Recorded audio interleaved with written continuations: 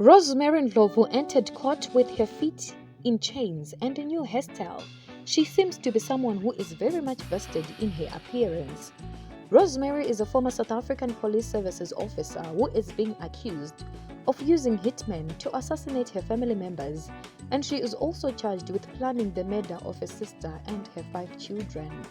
Fortunately enough for the law enforcement, they have concrete proof to the recent attempted killing.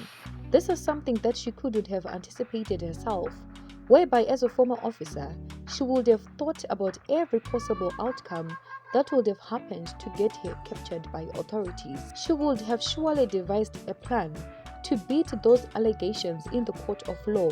But this time around, it didn't happen like that because she was captured on camera by a detective who was undercover.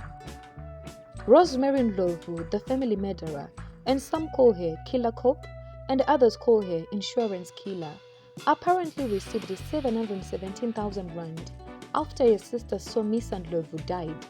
This money came from an insurance company, and Rosemary had ensured that an insurance policy was opened for her sister in order to collect on the payout.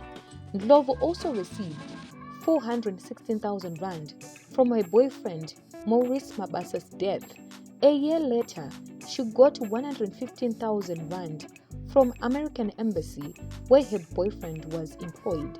Rosemary allegedly benefited about 1.4 million rand from insurance claims she made on behalf of a deceased lover and relatives. To most people, most of the deaths that occurred to her family members look premeditated and calculated because of how she went out of her way to open insurance policies for everyone.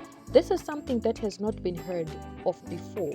It is unfortunate that her family members are deceased, and now she's trying to plead innocence and play the victim in court. The insurance killer burst in tears when she was shown pictures of the deceased and asked to elaborate on her part in the whole proceedings and where she was at the time of their deaths.